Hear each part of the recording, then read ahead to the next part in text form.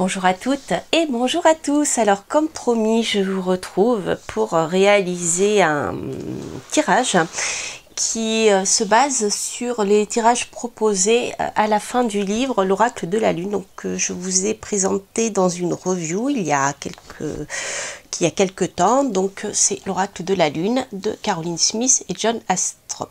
Voilà. Donc comme je le fais d'habitude et maintenant que je dirais tout est un petit peu reparti, je vais recommencer les présentations de jeux avec quelques tirages. Alors pour ceux qui souhaitent, à la fin de cette vidéo, je rentrerai dans les détails techniques du tirage par rapport au livre, hein. Je vous expliquerai voilà comment on travaille avec cet oracle. Mais pour commencer, je vais vous proposer une petite guidance. Voilà. Alors, il vous faut vous concentrer sur une question qui vous préoccupe, de quelle nature qu'elle soit, voilà, que ce soit amoureux, professionnel, autre, financier. Concentrez-vous sur votre question et on va voir ce que l'oracle nous dit. Alors, pour commencer, ici nous avons en bas la carte qui va situer un peu l'énergie, la période dans laquelle vous vous trouvez actuellement. Alors ici, on a la nouvelle lune en air et on est pour la période durant laquelle nous nous trouvons actuellement. Et là, on a cette notion de repos et de révision. Vous voyez, ici, nous avons un fruit qui est ouvert. On voit que les graines ne sont pas encore tombées et nous sommes en période de nouvelle lune. Et c'est vrai que la nouvelle lune, c'est pas le moment pour entreprendre des choses, d'accord? C'est le moment de mûrir ses projets. Donc je dirais que là, actuellement, vous êtes dans une période de réflexion où vous vous demandez comment vous allez avancer. Il y a avec l'air ici cette notion de réflexion qui est très importante, donc vous cogitez beaucoup, je suppose. Le cerveau doit fumer là actuellement. Voilà, parce que il y a besoin de laisser mûrir votre idée et de réfléchir à la direction que vous allez prendre. Voilà, alors il y a aussi ici une question de nervosité. Parce que voilà, c'est la période, si on regarde dans les éphémérides, cette nouvelle lune se trouve actuellement en Gémeaux. Donc dans le signe des Gémeaux, c'est vrai qu'il y a Mercure, bien sûr, on est dans la communication, nous sommes dans les idées et c'est une période qui doit être, je dirais, vous devez être très nerveux, très actif, intellectuellement parlant, vous devez cogiter beaucoup, enfin voilà, vous voyez, tout ça ressort énormément. Donc c'est une carte qui vous invite bien, à vous reposer, à calmer votre mental, un peu à calmer vos réflexions, et à prendre le temps de réfléchir tranquillement. Ce n'est pas pressé. De toute manière, ce n'est pas le moment encore de passer à l'action. Il faut bien réfléchir. Voilà, pour la période. Alors, ici, on va avoir la carte du passé qui va nous parler de ce qui a été à l'origine de cette cogitation. Alors, il est possible que par le passé, il y ait eu une période où vous avez été très active sur le plan créatif ou très actif sur le plan créatif et que vous en avez tiré un résultat, que votre créativité a été reconnue. Ici, nous sommes en feu à la pleine lune, d'accord? Donc, il y a cette notion de créativité, d'action et avec le mot-clé ici, nous sommes dans la reconnaissance de votre travail et surtout de votre créativité. Voilà, donc là, par le passé, alors justement, avec ce jeu, on peut regarder au niveau de la datation.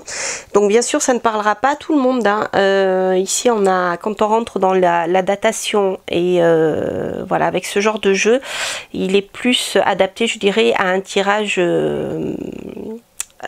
individuel plutôt qu'à un tirage collectif. Mais si ça vous parle, je pense qu'il y a de quoi trouver des choses intéressantes dedans, mais comme je vous dis, ça ne parlera pas à tout le monde. Alors, surtout celui-ci. Alors, donc je pense que récemment, là, dans cette histoire, nous avons la date qui ressort aux alentours du 9 février. 2020. Donc, moi j'ai l'impression que cette période autour du 9 février 2020 a été très intéressante pour vous sur le plan de votre reconnaissance de votre travail. Voilà, vous avez pu profiter de votre réussite, ça c'est très important. Vos créations, votre capacité créative a été reconnue. Alors, ça peut être très bien sur le plan amoureux, mais ça peut être aussi très bien sur le plan professionnel. Voyez ? On va voir ce que cette carte nous dit. Alors, c'est intéressant parce qu'ici, avec la maison lunaire, nous avons la maison 10 et cette maison lunaire nous parle encore ici de réussite. Vous voyez, vous avez le soleil derrière et vous avez cette notion de créativité encore qui ressort et de réussite. Alors, cette carte pour moi confirme bien cette reconnaissance que vous avez connue à ce moment-là. Voilà, une belle reconnaissance de votre travail. Et il y a ici entre le soleil et Neptune, vous avez à la fois votre créativité et la reconnaissance, parce que le soleil qui est derrière ici va nous parler bien le fait d'être en vue, de réussir. Le soleil c'est la réussite, c'est ce qu'on voit, vous voyez, comme si vous avez été vraiment en vue, voilà, ça c'est important. Et vous avez, avec Neptune, vous avez cette capacité visionnaire qui vient encore plus, renforcer cette créativité. Donc ça c'est rigolo, comme si vous rentriez à l'intérieur de vous, pour pouvoir être plus créatif. Donc tout ça de toute manière par le passé, donc je vous dis aux alentours du 9 février 2020, il y a eu cette période de reconnaissance. Alors actuellement, donc on l'a vu, vous êtes ici en période de repos, vous cogitez beaucoup pour savoir comment aller de l'avant maintenant à nouveau. C'est que pour moi, j'ai l'impression qu'ici, vous avez passé un cap, et maintenant, il vous faut peut-être relancer un autre projet créatif. Alors si c'est en amour, ça sera dans le domaine sentimental, hein, voilà, ça peut être aussi comment, je sais pas, vous avez connu une période sympathique avec votre autre et les choses ici actuellement sont un peu calmes, alors peut-être qu'il faut relancer les choses, mais il y a donc d'où cette réflexion. Sur le plan professionnel, donc comme vous l'avez compris, je vous l'ai expliqué avant. Alors ici, on va voir si on a plus de détails concernant cette nouvelle lune. Alors ici, nous avons la maison 5. Alors la maison 5 ici, avec la notion de roue, va nous parler d'évolution. Donc bien sûr, cette période de calme, de repos nécessaire vous permettra par la suite de prendre un nouveau départ, d'accord, mais elle est vraiment nécessaire pour faire avancer les choses. Alors ce qui était intéressant là avec la roue, c'est qu'on a une notion, en fait si vous voulez, les anciens, lorsqu'ils parlaient de cette maison lunaire ou de cette mention, ils parlaient dans cette maison correspondant au numéro 5, hein, comme ça a été attribué dans les cartes, ils disaient que c'était une période extrêmement favorable pour pouvoir étudier, pour pouvoir avancer vos projets. Donc vous voyez cette notion de révision, en plus c'est rigolo, ça peut être simplement de réviser vos projets pour pouvoir avancer, mais ça peut être aussi sur le plan intellectuel, si vous avez besoin d'acquérir de nouvelles compétences. Là, c'est le moment. D'accord, c'est le moment de vous poser, et si vous voulez faire une formation par exemple, eh bien c'est vraiment la bonne période, je dirais, pour le faire. Voilà, donc c'est une période qui est propice à l'instruction des étudiants et qui est favorable justement au développement de vos talents et de vos aptitudes. Donc dans tous les domaines qu'ils soient. Alors bien sûr, a fortiori dans le domaine créatif, hein. Je ne sais pas, moi si par exemple vous êtes peintre, bien c'est peut-être le moment d'apprendre une nouvelle technique. Voilà, pour enrichir votre créativité. Voilà, c'est quelque chose qui pour moi, qui me parle. Mais ça peut être bien sûr tous les domaines, hein, comme je vous l'ai dit. Voilà, donc ça c'est très intéressant. Et il y a aussi cette notion de collaboration. Je ne sais pas si vous voyez ici, vous avez deux personnages qui se tiennent la main et qui se tendent la main. C'est comme si là, pour pouvoir avancer dans vos projets, dans votre réflexion, vous allez peut-être avoir besoin de l'aide de quelqu'un. Voilà, quelqu'un qui pourra vous aider à avancer, soit pour collaborer sur votre projet que que vous êtes en train peut-être sur lequel vous réfléchissez. Vous aurez peut-être besoin d'une personne qui vous donnera des conseils ou avec lequel vous allez travailler. Voilà, ça peut être une idée. Mais en même temps, il y a deux choses ici avec Saturne et avec Mercure. Il y a à la fois avec Saturne la notion d'étude, d'étudier en profondeur, hein, parce que Saturne c'est une planète qui va rentrer dans les détails, dans les études, dans les livres, dans le temps. Il faut du temps à Saturne pour engranger les connaissances, vous voyez. Mais en même temps, avec Mercure, il y a un peu plus de légèreté. Saturne est assez austère, hein, je dirais. Mais là, avec Mercure, il y a, eh bien, comme s'il y avait des échanges d'idées, des nouveautés, de nouvelles idées qui vont un peu dynamiser tout ça. Mais en même temps, Saturne va parler quand même de stabilité. C'est-à-dire, si vous commencez un projet à étudier, si vous commencez à vous former pour mettre en place un nouveau projet, eh bien, vous aurez... peut-être vous recevrez de l'aide de quelqu'un, peut-être que vous pouvez vous aider entre plusieurs étudiants, mais également vous allez étendre avec Mercure vos connaissances. D'accord, mais en même temps sans vous éparpiller pour autant, parce que Saturne va vous amener de la stabilité. Autrement dit, peut-être que là actuellement il vous faudra faire un choix entre plusieurs formations. Pour moi, ça m'évoque ça. Là ici, vous allez peut-être avoir le choix, il va vous falloir réfléchir, savoir quelle direction vous allez prendre maintenant. Alors peut-être vous aurez le choix entre plusieurs formations, il vous faudra en choisir une. Voilà, ou entre deux projets professionnels, vous allez étudier les deux, mais étudier la possibilité de faire les deux, mais il vous faudra à un moment faire un choix. Voilà, il y a cette notion-là pour moi de choix qui ressort aussi. Alors, au niveau de du futur et de la réussite, donc de l'avancée par rapport à vos réflexions, alors nous avons une belle carte, qui est la carte de l'accomplissement. Ici, nous avons la pleine lune en eau. Alors, c'est une carte qui est vraiment magnifique parce que déjà, on a l'accomplissement de vos cogitations, de vos nouveaux projets, je dirais. Et ici, on a une notion de sérénité parce que nous sommes dans l'eau et nous sommes dans le plaisir. Vous êtes ici dans la notion de plaisir. Alors, il peut s'agir de, comment dire, de vous sentir extrêmement bien émotionnellement parce que vous aurez trouvé la réponse à vos cogitations. Mais si c'est dans le cadre amoureux, il y a vraiment ici un épanouissement sur le plan affectif qui est magnifique avec la pleine lune. Alors, si je regarde au niveau de la période, la nouvelle pleine lune par rapport à maintenant, ça sera en eau, hein, on sera au 26 août. Donc je dirais que la concrétisation de votre, parce qu'ici on a l'accomplissement, hein, nous avons la fleur, vous voyez, la graine n'était pas tombée, là encore, mais là maintenant nous avons la fleur. Donc ici je dirais que vous allez trouver la solution à vos cogitations et vous allez peut-être pouvoir tirer comment dire, une satisfaction très forte en fait, hein, ici c'est vraiment ce côté satisfaction qui ressort plutôt au mois d'août, fin août, aux alentours de fin août, voilà. Donc il peut s'agir simplement d'un résultat sur le plan émotionnel, affectif, mais en même temps, voilà, il y a cette notion de plaisir, de vous sentir comblé, je dirais, et en sécurité sur le plan émotionnel, et vraiment bien, hein. C'est magnifique.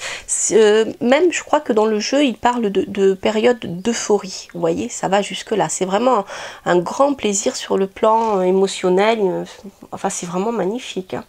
C'est vraiment super beau. Alors on va voir ce que nous dit la carte qui va nous compléter ça. Alors bon, avec le palais, nous avons ici à nouveau cette notion de réussite, hein. C'est vraiment super beau. Je dirais même qu'il y a même une notion d'accessibilité. Ici, vous avez Jupiter et Vénus. Donc Vénus, bien sûr, va faire un rappel de cette carte-là sur le plan émotionnel. Vénus, c'est le plaisir, c'est le fait d'aimer les plaisirs de la vie, c'est aimer séduire, c'est la planète maîtresse de l'amour général, hein, c'est le significateur général de l'amour, comme on dit en astrologie. Donc c'est vrai que si là vous avez des projets amoureux, ils risquent d'être comblés à cette période-là, donc au mois d'août. Mais en même temps, il y a une notion de plaisir. Alors peut-être de faire la fête, de devenir un peu plus insouciant parce que vous avez bien trouvé une réponse à vos questions. Les choses, voilà, vous allez pouvoir profiter de la vie. Peut-être que, eh bien, en plus, ça sera la fin de l'été, donc vous allez peut-être pouvoir enfin profiter de vous, voilà, de faire la. Moi, j'ai cette notion de fête. Il n'y a pas cette notion de repos. Il y a même une notion d'excessive avec Jupiter, parce que Jupiter va donner ce côté exubérant. Jupiter va développer tout ce qu'il va toucher en fait de manière parfois excessive. Donc il y a cette notion là. Alors peut-être, je dirais, en même temps, faites attention, profitez bien des bonnes nouvelles que vous allez recevoir à ce moment-là. Vous allez les fêter, croyez-moi, avec ces deux cartes. Mais peut-être faites attention de pas, voilà, de les fêter avec modération. Mais il y a une notion de plaisir qui est très très forte. Franchement, c'est un super tirage. Hein. Je ne sais pas ce que vous avez comme question dans la tête, mais là, il y a une belle réussite qui vous attend et vous allez vraiment le fêter.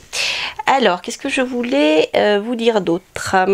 Alors peut-être justement le fait de célébrer cette victoire, ce plaisir émotionnel, etc. Peut-être que quelque part, voilà, faites attention à ne pas trop le montrer et de pas trop l'exhiber. Voilà, c'est cette chose qui me vient en tête. Alors maintenant, la dernière carte va nous parler de conseils. Je dirais c'est un peu la carte conseil que l'on peut vous donner. Voilà. Ici, nous avons Athéna avec le signe des Gémeaux. Alors, c'est intéressant parce que le signe des Gémeaux, justement, eh bien, nous venons de rentrer dans le signe des Gémeaux. Alors, sur le plan solaire. Hein. Alors, au niveau de la datation, c'est intéressant parce que vous avez ici cette période qui va ressortir. Pour moi, avant la concrétisation, il y a quelque chose que vous allez pouvoir faire là actuellement. Voilà, c'est-à-dire que à partir de fin du 22 mai jusqu'aux alentours du 21-22 juin, c'est une période qui va être propice pour vous pour mettre en place des choses. Donc peut-être réfléchir à tout ça pour que la concrétisation se réalise au mois d'août. Alors ici, le conseil d'Athéna, on a le fait justement, alors c'est rigolo parce qu'elle reparle de ses talents, de vos talents, c'est qui a été dit ici, c'est-à-dire que vous êtes certainement en possession de dons et de talents très particulier ou que vous avez vraiment su développer et que vous pouvez mettre au service d'autres personnes. Et c'est en mettant ce talent au service bien sûr de vous-même mais aussi des autres personnes que vous allez pouvoir réussir vraiment. C'est-à-dire que il y a une notion de partager ses dons et ses talents, d'en faire profiter les autres autour de vous. Alors, quand je parle de profiter les autres, on n'est pas forcément sur un don. Hein, on peut être sur le plan professionnel, mais le fait de les exploiter, vous voyez, c'est-à-dire que eh bien, vos talents, je ne sais pas si par exemple vous aimez peindre et que vous peignez chez vous, dans votre grenier, eh bien là on nous dit à ce moment-là, pourquoi ne pas mettre vos talents créatifs de peintre au service, je ne sais pas, d'une entreprise de communication ou d'une association qui a besoin de quelqu'un qui ait ces compétences-là pour communiquer, etc. Vous voyez un peu, c'est un peu cette idée-là qui me vient. Ou alors, si vous avez des dons de voyance, eh bien, pourquoi pas en faire votre métier. Au lieu de tirer les cartes pour vous, pourquoi ne pas en faire votre métier et tirer des cartes pour les autres, vous voyez? Alors, on a cette chose-là qui est assez importante voilà, dans cette carte d'Athéna.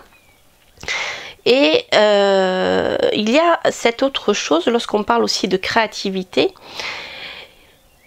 c'est quelque chose qui est sous-tend, là, qui ressort dans ce tirage aussi, c'est le fait, dans cette période-là, un peu de morosité, là, je dirais, voilà, parce que vous ne pouvez pas vraiment agir, eh bien, peut-être que simplement le fait de créer par votre pensée, de lancer des messages à l'univers, comme on le dit aussi parfois, de ce que vous souhaitez réellement, eh bien, le fait de le faire à cette période-là sera très favorable pour vous. Vous voyez, ça va avancer. Voilà. Alors faites appel à vos guides, hein, si vous y croyez. Peut-être, voilà, si vous avez quelque chose, un désir qui est très profond, parlez-en à vos guides. Peut-être justement, c'est eux qui vous tendront la main pour pouvoir avancer. Voilà, dans votre... mais il y a cette notion de ce que vous allez penser maintenant ici sur le plan, ce que vous allez maturer dans votre tête, ce que vous allez créer dans votre esprit et que vous souhaitez, vous allez vraiment le déterminer et vous allez vous focaliser dessus en attendant de pouvoir passer à l'action concrètement. Et bien déjà ça, je dirais que ça sera un pas important pour pouvoir accomplir ces projets. Voilà, voilà, c'est vraiment... c'est vraiment un super tirage. C'est magnifique, hein. J'ai presque même envie de vous tirer une petite carte conseil. C'était pas prévu. Et je vais tirer une carte conseil que j'aime bien. Je l'avais pas fait la dernière fois, puisque c'est bien aussi de changer, pas toujours faire les mêmes choses. Mais je vais vous tirer une carte conseil sur l'oracle des guerriers de la Terre. Alors, on va voir ce qu'il nous dit.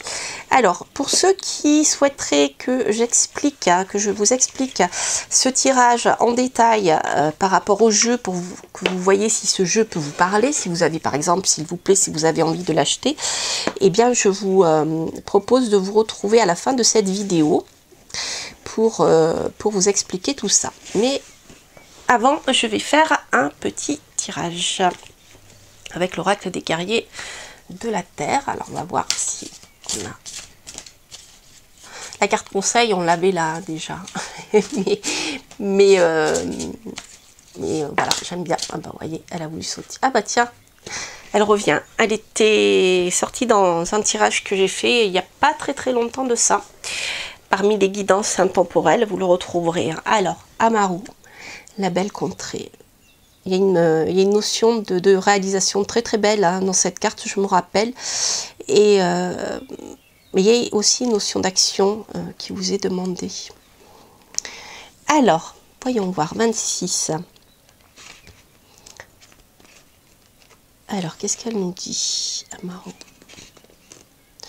Vos rêves splendides ne résultent pas d'un caprice ou d'une imagination débridée. Ce sont d'authentiques visions spirituelles inspirées par le cœur de l'universel qui se languit de manifester le paradis dans tous les mondes. Voilà, c'est ça, on est exactement dans cette notion-là. Voilà, vos rêves, croyez en vos rêves, je dirais.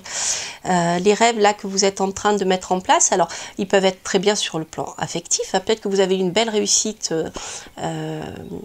auparavant sur le plan professionnel, mais que là maintenant votre souhait, c'est peut-être soit de passer à notre projet professionnel, mais ça peut être aussi le projet de rencontrer quelqu'un. Peut-être vous êtes comblé sur le plan professionnel, mais là maintenant vous avez peut-être envie de rencontrer votre autre. Vous voyez, si c'est le cas, c'est un beau tirage.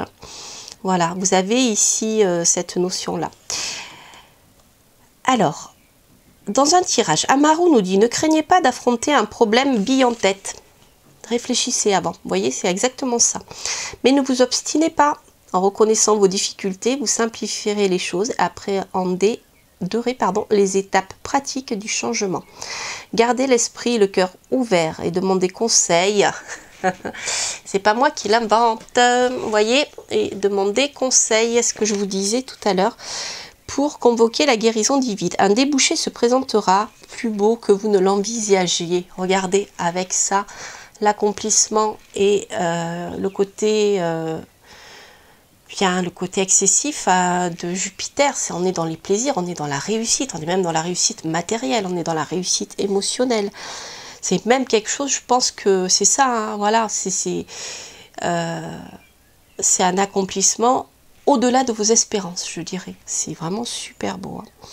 Demandez l'aide du divin et accordez-lui une confiance absolue. Voyez, visualisez vos projets, visualisez ce que vous souhaitez vraiment. N'hésitez pas, le soir, tous les soirs, en vous endormant, pensez à ce que vous souhaitez, imaginez ce que vous voulez vivre et ça va arriver. Et on a ici, ça arrivera, commencera à arriver au mois d'août. C'est vraiment super, super beau. Voilà. Eh bien, écoutez, j'espère que ce petit tirage vous a plu. Je vais vérifier que ma caméra n'est pas coupée. Parce qu'elle est facétieuse, elle s'arrête des fois. Non, ça va. Et voilà, donc là vous avez première partie de la vidéo.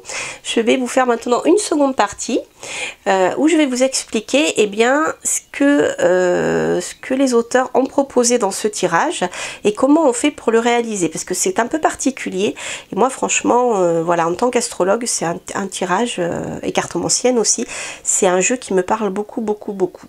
Donc je vais faire une petite pause et puis je reviens vers vous pour vous expliquer tout cela. En tout cas, pour ceux qui me quitteraient, eh bien écoutez, n'hésitez pas à liker, n'hésitez pas à partager si vous avez envie bien sûr de partager mes vidéos et n'hésitez pas bien sûr à laisser un petit commentaire, je vous répondrai dès que je pourrai et puis si vous passez par là, n'hésitez pas à vous abonner. Je vous souhaite plein de belles choses, à très bientôt, bye bye.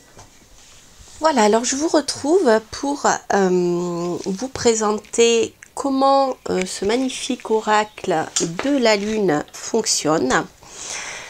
Voilà, donc je vous ai fait une petite review il y a quelques jours sur l'oracle de la lune par Caroline Smith et John Astrop aux éditions d'Hervy. Donc l'oracle de la lune, laissez-vous guider par les phases de la lune. Donc je vous invite, pour ceux qui ne l'ont pas encore vu, à regarder cette review où je présente un peu la structure, où je présente la structure du jeu, etc. etc. Est-ce que parce qu'il est très particulier, voilà, c'est un jeu qui est où on peut aller, je pense, très très loin avec, mais qui est extrêmement particulier et qui plaira vraiment à ceux qui s'intéressent à l'astrologie, que vous soyez astrologue ou non d'ailleurs, et que vous intéressez surtout à la lune bien sûr, et aux phases lunaires. Alors, donc je vous ai proposé là juste avant un tirage, je vais mettre hop, mon sablier, pas que j'oublie, voilà. Donc je vais vous montrer comment il fonctionne en fait ce jeu. En fait, voilà, donc le tirage que je vous ai proposé est le suivant. Ici, il y a donc plusieurs tirages. Je vous en referai un avec ce jeu aussi. Alors celui-ci, je le trouve très intéressant, surtout si vous avez une question bien précise. Et parce qu'il situe aussi les questions dans le temps. Et il permet de dater, voilà. Donc je pense que c'est un jeu qui est intéressant, qui est à travailler. Je ne sais pas encore voilà ce que ça donnera, je vais le faire pour moi. Je vous en propose je vais vous proposer quelques petites guidances comme ça ponctuelles. Vous me direz si ça vous parle. Si vous trouvez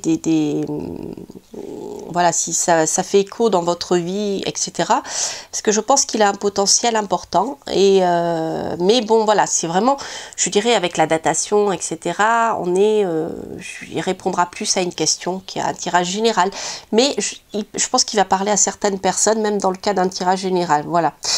Alors, ici, en fait, comme je vous l'expliquais, on va travailler ici avec les phases lunaires. Autrement dit, chaque phase lunaire sera associée à un élément. Donc ici, j'ai cette carte-là qui s'appelle la carte révision parce qu'elle correspond au moment où j'ai fait le tirage pour vous. Voilà. Et le tirage que j'ai fait pour vous, on est après le 22 mai. D'accord? Et là, ici, nous sommes en nouvelle lune. Et ici, nous tombons en Gémeaux. Et si vous voulez, la carte, c'est important parce que vous avez... c'est la carte qui va donner un peu, qui va situer la question et qui va donner l'énergie présente de la question. Et c'est ce que je vous ai expliqué tout à l'heure avec cette notion de repos. Alors, dans le livre, vous voyez, j'ai ici la nouvelle lune en air. Voilà. Donc vous avez un petit texte qui explique eh bien, comment interpréter la carte. Donc la lune est plus visible durant cette phase, sa phase lumineuse. Voilà, donc si vous débutez je dirais, dans les domaines un peu astrologiques ou lunaires, etc., tout est bien expliqué. Traditionnellement, c'est une période où il ne se passe rien de bon. Voilà, les anciens n'aimaient pas la nouvelle lune, d'accord? Surtout lorsqu'on s'approchait d'elle. C'est le moment de réviser vos idées, de réfléchir à la direction à prendre. Alors, je vous ai dit tout à l'heure qu'en fait, la nouvelle lune, dans les éphémérides, qui sont ici, parce qu'à la fin du livre, vous avez les éphémérides, vous voyez, le 22 mai à 17h39 GMT, nous avons ici la nouvelle lune dans le signe d'air, qui est même dans le signe des Gémeaux. Donc là, après, pour chaque carte, vous avez un détail. Voilà. Donc même l'esprit le plus actif et productif doit parfois se reposer, se ressourcer et récupérer pour affronter de nouveaux défis. Ensuite, vous avez comment serait cette carte, d'accord, dans les deux autres signes d'air qui sont la Balance et le Verseau. Donc ça, c'est intéressant. Voilà. Avec la Balance, on insiste sur la difficulté à prendre une décision, et en Verseau, l'envie de faire quelque chose de différent. Voyez. Donc tout ceci est nuancé par les, je dirais, par les signes astrologiques. Donc c'est intéressant si vous vous intéressez aussi aux signes astrologiques. Voilà. Alors, vous avez toute l'explication. Alors, ensuite, on regarde ce qui est passé. Alors, ce qui est passé, ici, on va tirer d'autres cartes de la même série. Ah oui, ça c'est, j'ai oublié de vous le dire, comme je vous l'ai présenté dans la vidéo. En fait, vous avez plusieurs séries. Vous avez la série des phases lunaires, la série des mentions ou des maisons lunaires et la série des déesses qui sont associées à un signe astrologique. En fait, ici, vous allez donc faire 3 tas et prendre les cartes dans chaque, les mélanger, prendre des cartes dans chaque tas. Je vais y arriver. Voilà. Donc ici, j'ai tiré pour cette ligne le passé et le futur. Donc le passé, nous avons la notion de reconnaissance dont je vous ai parlé tout à l'heure, hein, qui a été faite dans le passé. Et si je regarde par rapport dans les éphémérides, par rapport à la date à laquelle j'ai posé la question, voilà, ici pour vous, et bien si je regarde la pleine lune en feu, et bien je vais chercher PL. Et en fait, la pleine lune en feu dans le passé, on était dans le signe du lion et nous étions au mois de février, le 9 février. D'accord?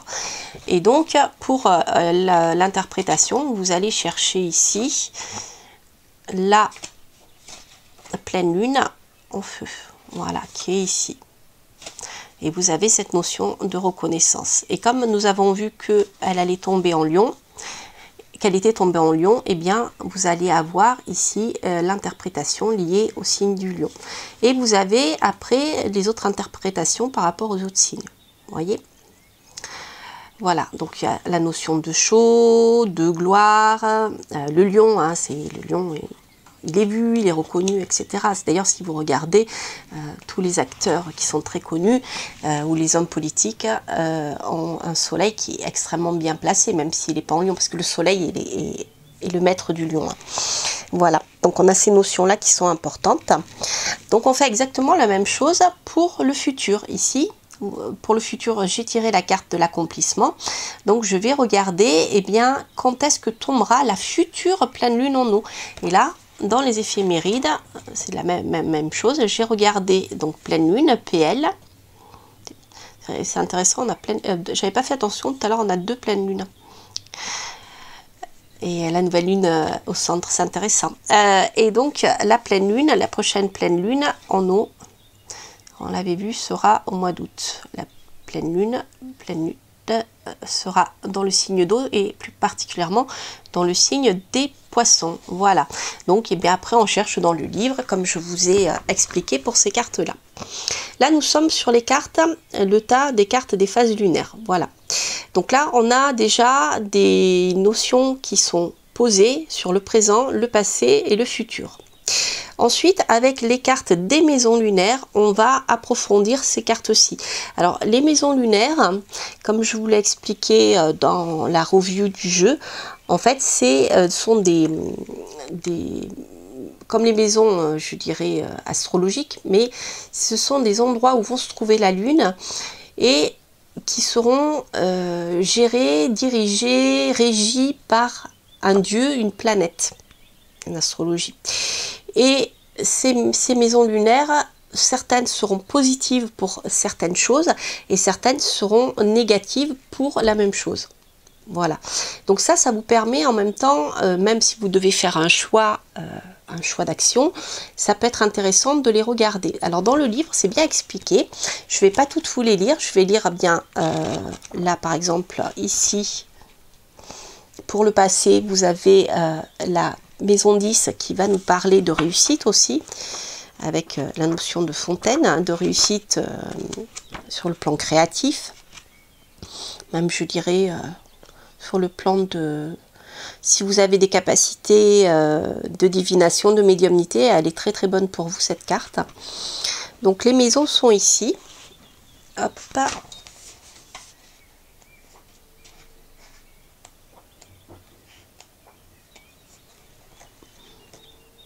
Voilà, donc vous avez ici la durée de la maison.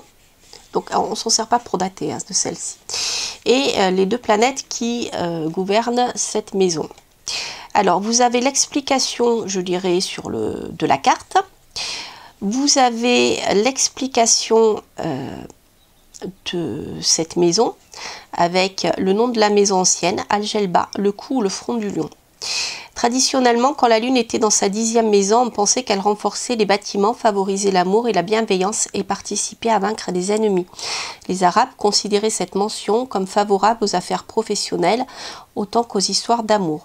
Donc il faut savoir que les demeures lunaires existent dans toutes les civilisations et qu'en fait nous avons, notre astrologie à nous, a hérité des maisons qui ont été déterminées par le système arabe. Voilà, il y a des maisons qui sont déterminées par les Indiens, par le système hindou, hein, par les Indiens d'Inde, et des maisons en Chine, etc. Mais qui ont été, voilà, qui ont été attribuées à une autre tradition. Mais les demeures lunaires existent dans le monde et depuis la nuit des temps. Hein, voilà. Donc ici, nous, on le retrouvait beaucoup dans les... On retrouvait ces maisons dans la magie médiévale aussi, hein, puisqu'on on se servait de ces maisons pour pouvoir réaliser certains rituels. Donc vous voyez, les rituels pouvaient être réalisés à ce moment-là, ou la mise en place de choses pouvait être réalisée à ce moment-là, parce que c'était une bonne période pour le faire. Voilà, donc lorsque la lune se trouvait dans la maison correspondant à 25 degrés 43 du Cancer, à 0834 du Lion. Voilà. Là, après, on rentre dans des choses un peu plus complexes, mais c'est intéressant. Vous pouvez utiliser aussi ce jeu pour ça. Alors, le soleil, donc signification de la carte, le soleil symbolise la créativité dynamique, tandis que la planète Neptune indique une expansion de l'imagination et permet la capacité visionnaire d'atteindre des sommets. Cette mention signifie la reconnaissance par vous-même et les autres de votre capacité créative et indique une émergence soudaine des pouvoirs de votre imagination. Si vous tirez cette carte, vous devez accepter la responsabilité de vos talents et les utiliser pour votre bien et celui des autres. Cette carte vous presse de croire en vos nombreuses capacités et en leur valeur pour les autres. Partagez vos dons pour la phrase clé. Vous avez une phrase clé. Voilà. Donc là, vous avez les 3 cartes qui vont être tirées pour le passé, le présent. Donc elles s'interprètent bien sûr en rapport avec les cartes que vous avez tirées avant. Et ici, vous avez la magnifique réussite. Ensuite, la carte conseil dans ce tirage est la carte ici Athéna. Alors, la carte Athéna est vraiment très intéressante parce qu'elle finalement elle revient à répéter un peu ce qui a été dit ici. Donc comme quoi il n'y a pas de hasard, hein. On insiste lourdement. Là il y a un message qui doit passer hein, quand les cartes reviennent là-dessus sur la même notion. Voilà. Alors vous avez 12 déesses qui sont attribuées à un signe astrologique. Alors ici Donc la déesse blanche, c'est parce que elle fait partie des déesses, je dirais, du départ, qui initie des projets. Donc là, vous avez l'explication, la description du jeu, de la carte, pardon, le mythe, Athéna, donc d'accord, donc si vous vous intéressez à la mythologie, vous avez un petit texte, donc c'est intéressant, et là vous avez la signification de la carte. Donc là, cette déesse indique que le demandeur possède un riche héritage de talents et de dons qui peuvent être utilisés pour le bien des autres et pour sa progression personnelle. Athéna suggère que le fait de vous occuper uniquement de vos intérêts n'est certainement pas le bon moyen d'obtenir le résultat que vous souhaitez. Si vous utilisiez vos capacités au service des autres, vos désirs seraient peut-être exaucés de manière plus positive et enrichissante. La dernière des jeunes déesses blanches considère chaque problème comme une chance de créer par la pensée. Vous voyez, c'est exactement ce qu'on avait ici, la création par la pensée. Et ce que nous a dit tout à l'heure la carte de fin d'ailleurs. Si cette carte est choisie, le mois de juin sera significatif pour ce qui concerne votre question. Voilà. Donc là, c'est intéressant parce que avant qu'on ait la réalisation future au mois d'août, eh bien ici, nous avons la période de fin mai et du mois de juin qui ressort. Puisque nous sommes dans la période des Gémeaux, là où se trouve le Soleil cette fois-ci et pas la Lune.